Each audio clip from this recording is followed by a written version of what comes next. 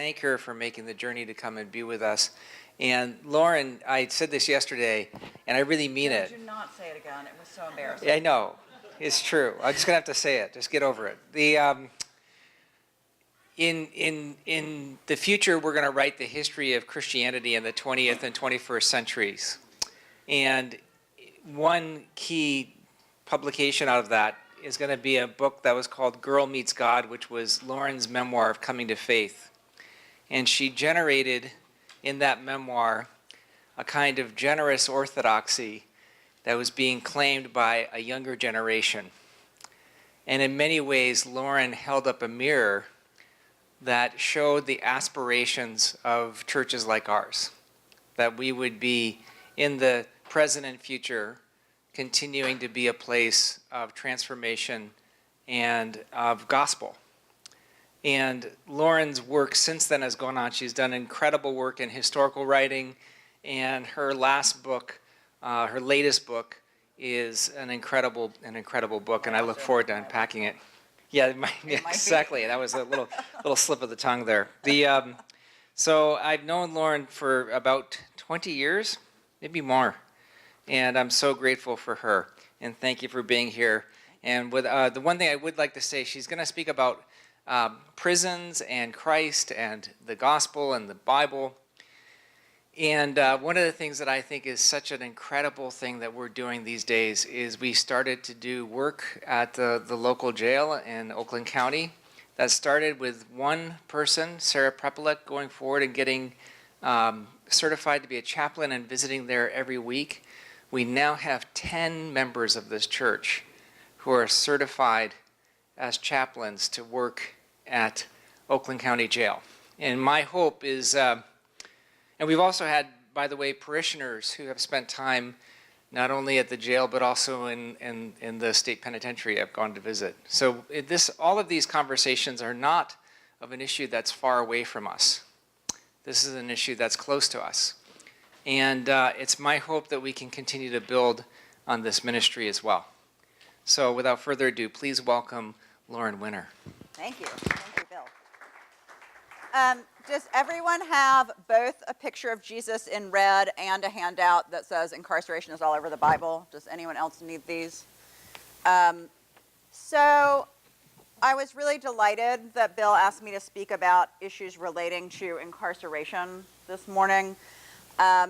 About 10 years ago, I was in something of really a sort of spiritual crisis. I was in a season, anyone else need a handout? I was in a season where I was feeling intensely far away from God. And it was not a short season. It was not like a month. This had been going on for a couple of years.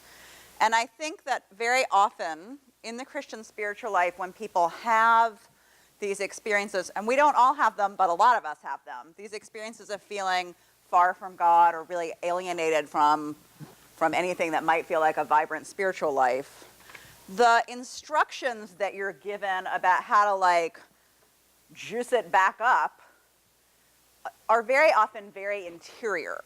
They're like, you should try a new kind of prayer, or you should walk a labyrinth, or you should go on a retreat. They're these sort of interior contemplative piety type things, which are great. I'm all for interior contemplative piety. But I found in my own experience of this season of feeling very far from God and very alienated from a robust spiritual life, that a core thing that drew me back to a kind of vibrant feeling intimacy with God was not learning a new contemplative prayer practice. It was rather going and getting myself involved in the work that God wants us to do in the world. And that happened for me very concretely in the minimum security women's prison in Raleigh, North Carolina. So about 11 years ago, I teach at Duke Divinity School. I taught Mother Imogen there. And about 11 years ago, 2 of our alumni had a vision for beginning to teach in prisons in North Carolina. And their vision particularly was that there would be classes where half of the students are incarcerated and half of the students are coming from Duke Divinity School. And Imogen took one of those classes, right? Or two? One. And the very first course, so the first time this kind of course was offered, it was taught by these two alumni. And they were teaching a course on spiritual autobiography, and they assigned the spiritual memoir that Bill mentioned that I had written, Girl Meets God, and they asked me to come talk about it. And I agreed. It was one of these things where I agreed like 7 months before the event, and then the day of, I spent all day really annoyed at myself that I'd agreed to do this. I felt like I had too much to do. I didn't want to fight rush hour traffic to get to Raleigh. I felt far too busy. I was really annoyed that I had agreed to go speak to this class. And this was, again, in the middle of this season where I was feeling quite far away from God. And I got to the prison, and the classroom at the women's prison in Raleigh is in a trailer behind some barbed wire. It's called the Hope Center. If you can picture, like when middle schools need extra classrooms and they throw up a trailer, it's kind of like that sort of space. And I got there, and I don't want to overstate. I mean, it wasn't like a Hallmark Hall of Fame moment, but it was this 2-hour block of time where, for the first time in what felt like years, I was attentive to other people instead of just being focused on my own, like, morose divorce and depression and what have you. I was attentive to other people. I was somehow able to be attentive to other people in a way I hadn't felt like I had been for a while. And I was present to the present of what was happening, instead of worrying about something in the past or being anxious about something in the future. And I left the class that night, and I said to these two alumni, I think I would really like to come back sometime. So I've now been teaching one class a year in this program for a decade, again, where half the students are incarcerated and half the students come from Duke Divinity School. And it has really been life-changing for me in a lot of ways. As I indicated a minute ago, I think it was really part of my waking up out of a sort of spiritual stupor. It has also, though, really changed how I read the Bible. And that is what we're going to look at for a few minutes this morning. Before having this experience of teaching in prisons and really working quite closely with incarcerated women, I've taught a little bit in men's prisons, but I've mostly taught in this women's prison. I didn't know much about the prison system in the United States. I didn't think much about it. I didn't care much about it. And I certainly didn't have any thoughts about prisons and the scriptures. It had just not occurred to me to put those two categories together. So as I began immersing myself in the culture of this particular prison in Raleigh, I began to realize how saturated the scriptures are by themes relating to prison. And my first understanding of that was realizing that 4 of the 7 letters that we know that the Apostle Paul himself wrote, 4 of the 7 were written when he was in prison. And I began to realize that if you took seriously the location that Paul was in, some of these letters begin to sound somewhat different. So the letter to the Philippians, for example, is a letter that Paul writes. He's in prison in an unidentified imperial city. We don't know what charges he was in prison for. And he's writing to this, Paul doesn't actually like many of the people he's writing to. He has founded churches. He would like the churches to thrive, so he founds a church, and then he sends some letters of advice to the church. But often the Corinthians, for example, seem to think that arguing with one another is like a good spiritual practice and a fun hobby, and they seem like annoying people, or he seems annoyed by it. The Philippians, by contrast, are really his friends. And you read the letters of the Philippians, and he really misses them. And when you begin to realize he is writing from prison to this community of people that he misses, and he's writing a sort of thank you note because they've just sent him a visitor and they've just sent him a gift. And it just takes on a whole different level of meaning when you realize he's sitting in prison somewhere. So I first began to realize that Paul had written 4 of his 7 letters in prison. Then I realized that the book of Revelation, the last book of the Bible with its crazy, hard to interpret, apocalyptic visions. I knew that it had been written by someone named John on an island called Patmos. And I think that I always thought Patmos was like a spa, or he was on some sort of extended spiritual retreat. So Patmos was a work camp where people were incarcerated, and the vast majority of them expected to die there. They expected to work themselves to death in this work camp prison. Well, the book of Revelation's declaration that Christ is the King of all sounds a little different if you think someone's on a spiritual retreat being all holy versus if you realize the person is working himself to death in prison and is offering this vision of Christ's kingship. As I note at the top of this handout with this picture of Jesus, there's also a lot of prison in the Old Testament. Joseph, the longest single narrative in the Old Testament is the narrative of Joseph who goes to Egypt. He's in and out of prison, and prison is very significant for his experience. The prophet Jeremiah spends more than half of his prophetic ministry years in prison. Acts of the Apostles became a very important text to me. Acts is, of course, the book that tells us most immediately what the early followers of Jesus did right after Jesus was resurrected and ascended back to heaven. Acts tells us the story of his followers trying to figure out how to be the church now that Jesus was up in heaven. And the people in Acts often get arrested, and they often visit people in prison. And it begins to look like they're taking really seriously the idea that they should imitate Jesus, and that one thing we know Jesus did was get arrested because he was a rabble-rouser, and he was making irksome political statements that were irksome to the empire. They seem to take the concept of imitating Christ to even mean, I'm willing to go get arrested for my faith, and if I don't get arrested, I'm certainly willing to visit people who have been arrested. And then that, of course, brings us to the Gospels themselves.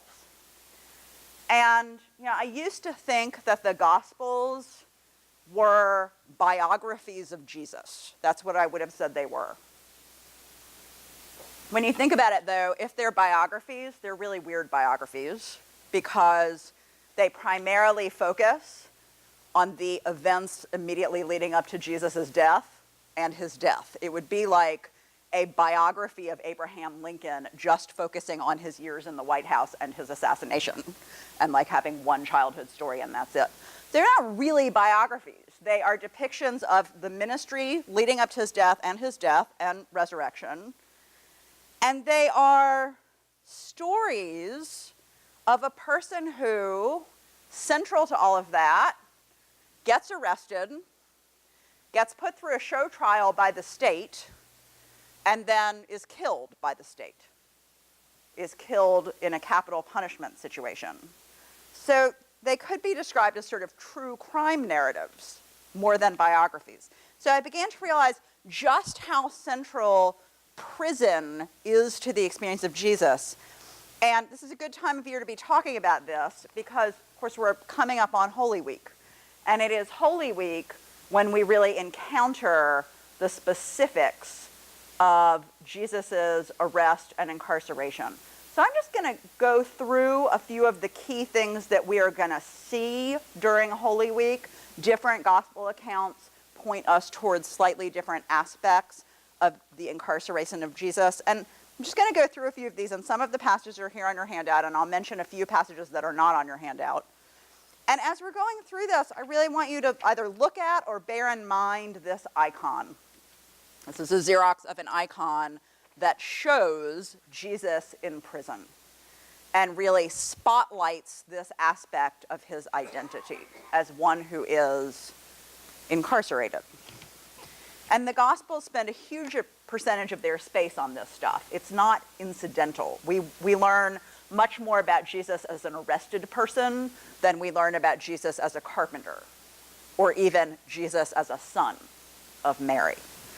So I'm drawing here in part, and the book is mentioned on the end of your handout, on a book by a man named Mark Osler. Mark Osler is a former federal prosecutor in Detroit, actually, and he then became a law professor in Texas, and I think he now teaches at the University of St. Thomas Law School in Minnesota. Maybe some of you know him. If you don't know him, you can find his writings in the New York Times and the Washington Post, etc. And he has written a book called Jesus on Death Row, and he just goes through, some of what I'm going to say comes from him, and reads the gospel accounts of Jesus' arrest and death through the lens of our current day American arrest and incarceration practices. And he shows that when you bring questions to bear, how was Jesus criminalized? What was Jesus' experience with arrest? You start seeing a lot of interesting things. For example, you see in the gospel accounts, the gospel writers are very clear to point out that Jesus was the target of an investigation, right? Jesus didn't just happen to get arrested, but those who accused him had a lot of contact with him before his arrest. And we often read in the Gospels that the Pharisees or some other group are trying to trip him up, right? He's the target of an investigation. And during the last weeks of his life, he seems to be under intense surveillance all the time, sometimes by Pharisees and scribes, the religious authorities, but sometimes, as described in the 12th chapter of Mark, by Herodians. Herodians were secular agents of Herod. They were not religious authorities. So we know that he's being targeted and investigated. And then we know that Judas doesn't just betray Jesus. Judas is a paid informant, right? He is a paid informant. As we see on this handout, Matthew 26, one of the 12, called Judas Iscariot, went to the chief priests and said, "What will you give me if I betray him to you?" And they paid him 30 pieces of silver, and from that moment, he begins to look for an opportunity to betray him. So in our current criminal justice system, these paid confidential informants often provide the information on which people can get an arrest warrant or a search warrant for someone. Informants are often motivated primarily by being paid, and they have a strong financial incentive to give the government what the government wants to get, for example, a search warrant. Who has already been to church this weekend? Who has heard today's gospel reading already? A couple of us. So those of you who've heard today's gospel reading have actually heard an interesting related piece, and those of you who are about to hear today's gospel reading, I'll point something out to you. So the John 12 passage here on our handout is today's gospel reading. So this is the scene a week before Passover. Jesus is at a dinner party at Lazarus' house. Lazarus' sister Mary pours a pound of perfume on his feet, and the perfume cost 300 denarii, which is about the whole annual salary of a working class man at this time. It's a very expensive perfume. And here is Judas Iscariot, who is at this dinner party. And he says, "You should have sold this perfume and given it to the poor. What's she doing? This is a waste of the perfume." And Jesus rebukes Judas and says, "Leave her alone. She bought it so that she might keep it for the day of my burial. You always have the poor with you, but you do not always have me." So what's happening here? Well, when we read this story through the lens of the criminal justice system and incarceration, we see that Jesus has publicly shamed Judas. He has publicly criticized him. He didn't take him aside. He wasn't polite in his answer. He didn't offer a nice parable that once you thought about the parable, you realized Judas was wrong. He publicly and in a shaming way responded to Judas, and he pissed Judas off, probably. And one thing we know from contemporary criminal justice procedures is that individuals are often motivated to become paid confidential informants against people who have embarrassed them in public. That very often the motivation for deciding to go turn someone in is that that person has somehow publicly shamed you and you are getting back at the person. So we can see that that dynamic is happening in our own gospel reading for today. Once Judas informed on Jesus, we can consider, and again this comes from Mark Osler, we can consider that he wasn't arrested in a disorganized way, but that the authorities pursued a so-called strategic arrest, right? So if you are being strategic about how you arrest someone, you don't just like send a cop to the person's house at a random time and hope that it goes well, but rather you strategize how you're going to pursue your arrest, and you have some specific goals. You want to get the person arrested.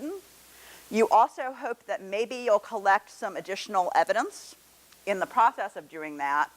And you also want to minimize the likelihood of there being violence during the arrest or chaos during the arrest. So these strategic arrests are often made at 3 or 4 or 5 in the morning, when the person you're arresting is likely to maybe be alone and asleep. And there's an element of surprise, you're waking the person up. And we see this intentionality in the gospel accounts. In a passage that is not in our handout, the beginning of Mark 14, verses 1 to 2, we read that the authorities thought about arresting Jesus at the Passover festival, but, and I'm quoting the Gospel of Mark, they decided not to because they thought his followers might riot. So the authorities are making a strategic decision not to arrest Jesus in a situation where there's likely to be violence or rioting. Instead, they came at night, and we have one of the accounts of that on the handout from a little bit later in Mark 14. This is the story that we ponder during Holy Week, where Jesus asks his friends to stay awake with him while he is praying in the Garden of Gethsemane. He wants them to stay awake with him. This is the night before he's arrested, and the disciples don't do it. They fall asleep. And he says, he came and found them sleeping. Are you still sleeping? Enough. The hour has come. The Son of Man is betrayed into the hands of the sinners. Immediately, while he was still speaking, Judas, one of the 12, arrived, and with him there was a crowd with swords and clubs from the chief priests, the scribes, and the elders. So this also gets described in Matthew 26, I think. I love this passage of the disciples falling asleep when Jesus has asked them to stay awake with him. I've always spiritualized the heck out of this passage. For many years, I have thought, I, in my spiritual life, am just like these hapless disciples. You know, Jesus is constantly asking me to, in one way or another, stay awake with him, and I am constantly napping. It just has seemed like a great metaphor for my pathetic and lackluster spiritual life. Now, that's a fine reading. I think it's fine to see this sort of spiritual, deeper spiritual meaning in the passage. But there's a more straightforward reading, which I didn't know until I started learning about strategic arrests. And that is, Jesus was asking his friends to be awake during the time that he knew he was going to be arrested, and they failed. They failed to stay awake during the night with him. And then we see in the end of that passage from Mark that the arresters exactly come when they expect that people might be asleep, and the arresters therefore expect to have a strategic advantage. Also, just notice how many different groups of people and how much weaponry. Here at the very end of that passage from Mark, at the bottom of page 1 of the handout, with Judas was a crowd with swords and clubs. There were chief priests, scribes, and elders. So swords and clubs, this is like the first century equivalent of highly militarized weaponry. This is sort of like the post 9/11 more militarized garb of a lot of our police forces now. These were the equivalent of military rifles. This was serious military materiel. And we learn from this account and from the account in John. John says, so Judas came to the garden guiding a detachment of soldiers and some officials from the chief priests and the Pharisees, carrying torches, lanterns, and weapons. So we get this sense that there are people coming from like many different units. There are Jewish people, there are Roman people, all participating in this arrest. We then learn, this is not on your handout, we then learn that the people being arrested react with violence, as often happens in arrests. We read in Luke, when Jesus' followers saw what was going to happen, they said, "Lord, should we strike with our swords?" And one of them struck the servant of the high priest, cutting off his right ear. But Jesus answered, "No more of this," and he touched the man's ear and healed him. You'll hear that account from Luke on Palm Sunday next week. So we see that violence is part of the arrest process.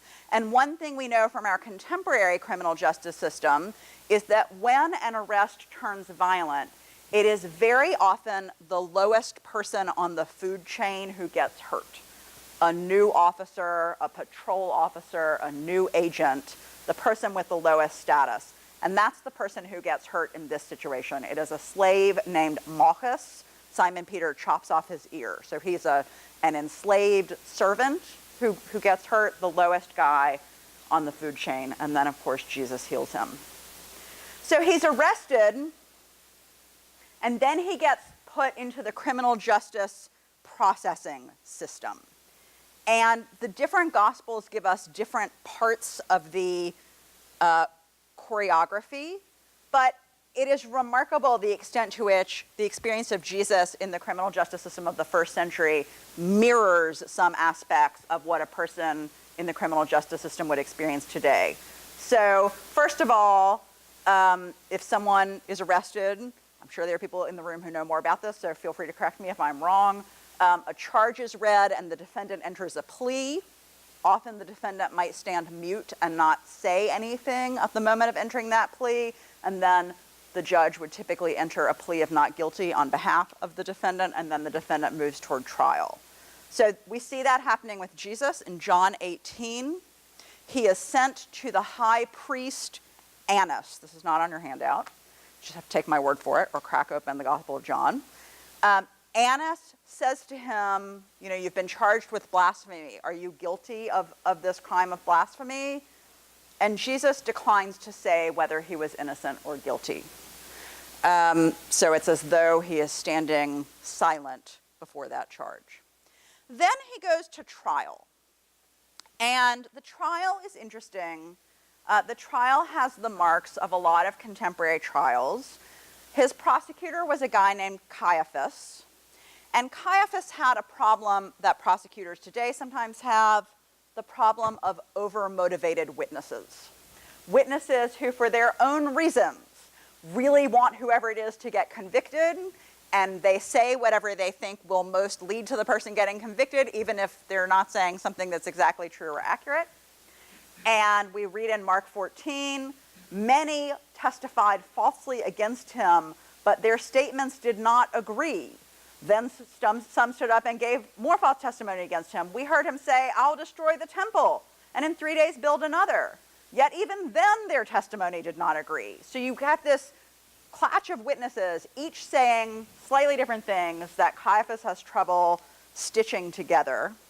And then we get at the top of your second page of your handout in Matthew 26, we get Caiaphas's closing argument, where he seems to be like performing from an episode of LA Law. Like he is going for the high emotion closing argument that he thinks is going to clinch it. He rends his garments. He tears his clothes in the middle of this closing argument and says, "He has spoken blasphemy. Do we need any more witnesses? What do you think?" So, say again. He was doing this in front of the judge. Yeah, right.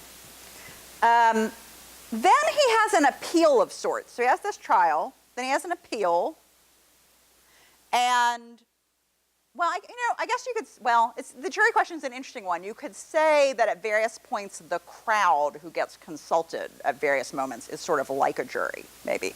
Maybe that's stretching the analogy a little far, but maybe not. He has an appeal of sorts. He's taken to Pilate. And this is when Pilate famously asks him, "Are you king of the Jews?" And he says, "You have said that I am king of the Jews." So Pilate reviews the evidence. And in Luke 23, Pilate says, "Look, I reviewed the evidence on this appeal of sorts. I find no basis for your accusation." And yet he doesn't reverse the decision. And then we could even say, maybe this is stretching it a little bit, but just roll with me. We could even say that Jesus has an experience sort of like a habeas petition, right? A habeas petition is when you would move from one jurisdiction to another, move from the state court to a federal court. And the Gospel of Luke shows that Jesus' case is kicked upward to a different kind of court in just this way. Pilate sends Judas to Herod for further consideration. So Pilate is a representative of Rome, and Herod is a local leader in Judea, so they represent different sovereignties. The habeas petition is not successful. Herod sends Jesus back to Pilate, where there is the famous last-minute clemency hearing, we might think of it as, where there is a tradition that at the Passover, the Romans would release one person who had been sentenced to death. And Pilate doesn't, of course, release Jesus. He releases Barabbas. So there's an elaborate trial structure that's very similar to our trial today. And then you have on your handout next Matthew 27, second chunk on page 2 of the handout. Then we see Jesus being processed as a criminal. Jesus being treated as criminals are treated. He is stripped of his clothes. We know that strip searching is often the very first thing that happens when someone is processed into the prison system. They twisted together a crown of thorns and set it on his head.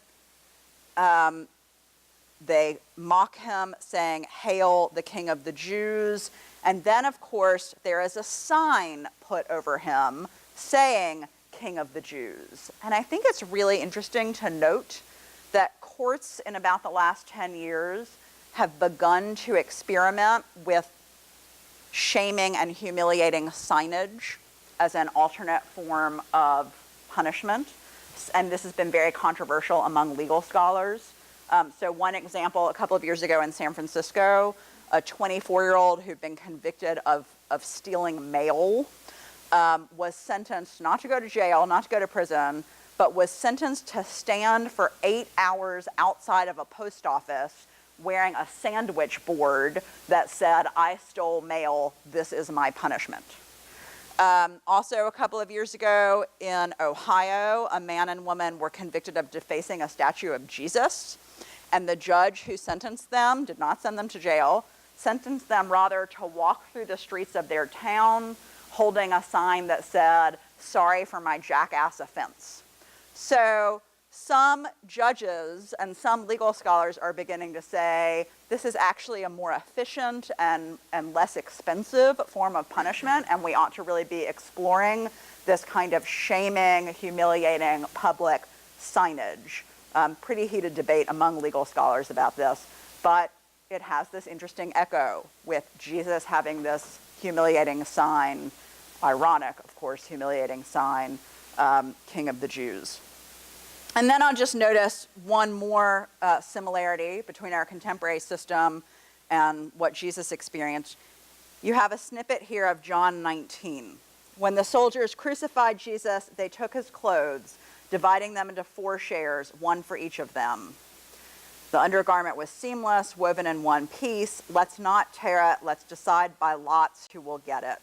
This happened that the scripture might be fulfilled that said, "They divided my clothes among them and cast lots for my garment." So this is what the soldiers did. Near the cross, while this was happening, stood the mother of Jesus, his mother's sister, Mary, the wife of Clopas, and Mary Magdalene.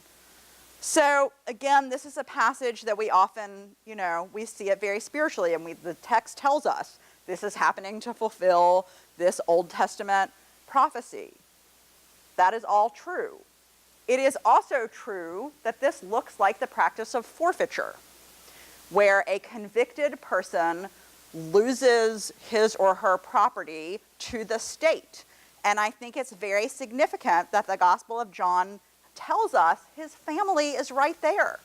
His family might have wanted his clothes, but he has forfeited, and they have forfeited, the rights to his property to the state. So that was not a comprehensive read, obviously, of the Holy Week story, but I hope it may enable you during this Holy Week to experience Holy Week as you usually do, as an intense and powerful, prayerful, spiritual few days, but also to be listening for the ways in which Jesus is turned into this.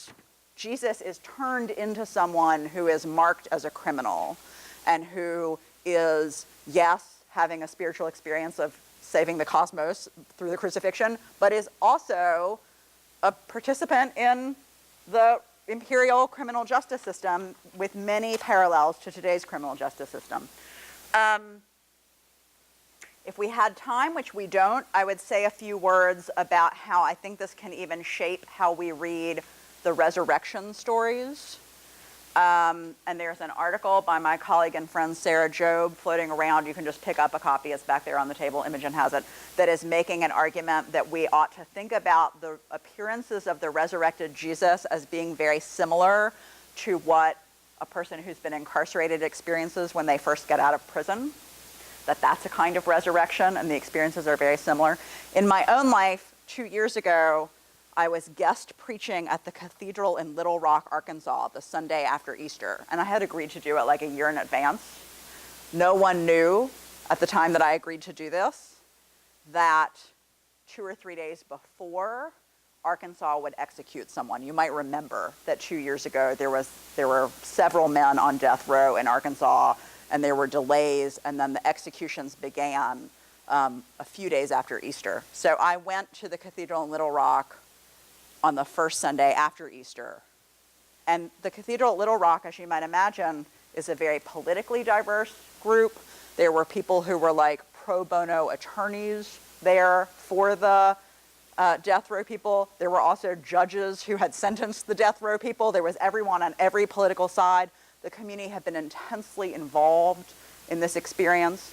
And I thought, how am I going to preach the story of like doubting Thomas and, you know, the friends of Jesus locked in the upper room because they were scared? How am I going to make that intersect? And then I realized one way of thinking about who the disciples were right after the crucifixion of Jesus. Yes, they'd lost their friend. Yes, their hopes were shattered. They were also a community who had just witnessed a state execution.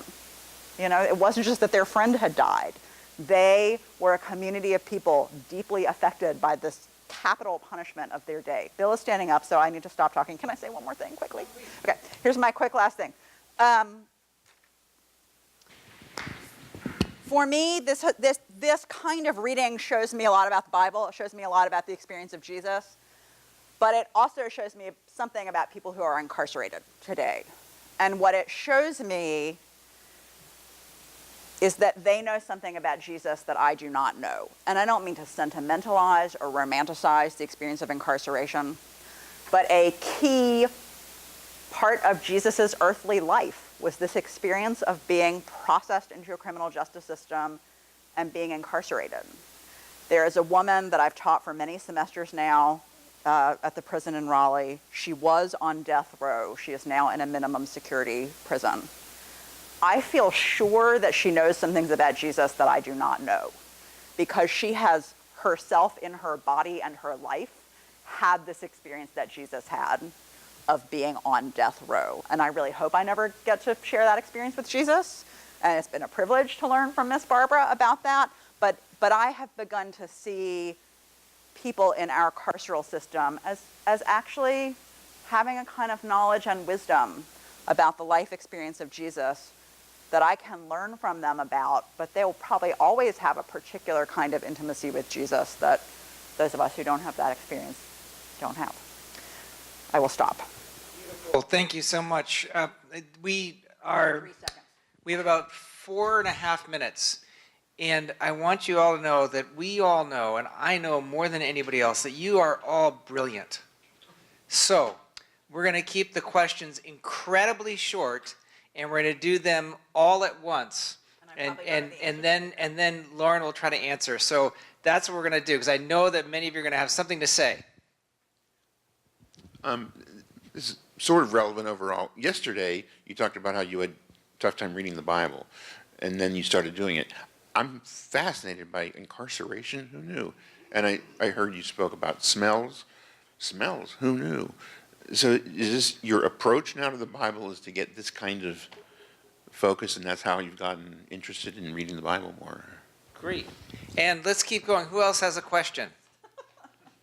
Okay, Linda. I know, that's a good one. I don't want to, but I want to let you, there's a little softball. They're warming you up. Thank you. They're warming you up, Laura. They're going to hit you with some hard ones. Here we go. I noticed, and this is my own ignorance, I think, but he's arrested by the chief priests, the scribes, and the elders, not by the government. Right. And that's in the Mark account? Which account is that? Mark. Right. So I think John says something slightly different. And yes, there is this, oh, I'm supposed to not be answering. No, it's all right. I will say that I really struggle with knowing, I think the Gospels depict both some religious authorities and some state agents, collaborating to have this outcome.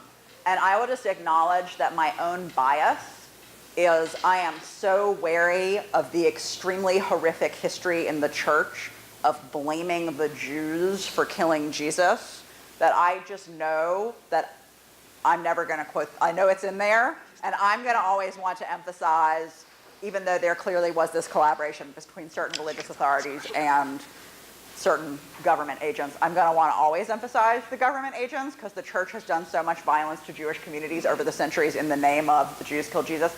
And that even, and in this way I think I am faithfully following the Gospel of Mark, I will always say words like religious authorities when describing that. I will never say the Jewish leaders, because I think that just codes us to hear this very problematic long history. We could have a whole nother adult forum, obviously, on the complex history of Christian violence to Jews in the name of certain interpretations of the crucifixion. So the different gospel accounts clearly point to different groups collaborating, and I have my own biases about which to emphasize. Then Pastor Manisha has one last question, and then we're going to finish there. But would you all please come to the coffee hour where you could ask questions in a more informal venue? And thanks for just sitting here and listening to me talk for 30 minutes. No one ever does that. That's great. My question is the question I get asked a lot too, which is how can you compare people who are in the criminal justice system to Jesus because it is understood Jesus was innocent? And so therefore, you're comparing two different populations. It's a good question. I'll just say two brief things about it. One thing is that, of course, we do also have innocent people in our criminal justice system, but we also have plenty of not-innocent people. Jesus was innocent of sin. Jesus was not clearly innocent of breaking the Roman law against rabble-rousing, right? And Jesus was not, in fact, clearly innocent. There were charges of sedition. So what was he teaching? He actually was teaching things that were politically seditious. So there's a difference, I think, between Jesus's ontological sinlessness and innocence on that register, and you can be sinless and you can still break a law. So I think that actually the people who are in prison who are innocent have a certain commonality with Jesus, and the people who are in prison who have broken a law have a different kind of commonality with Jesus. It's a great question. Let's please join me. And John, I think it's such a beautiful question you asked, and I apologize for not spending time on it. But Lauren loves the Bible, is what I could say. Let us all thank Lauren for her incredible talk and generosity.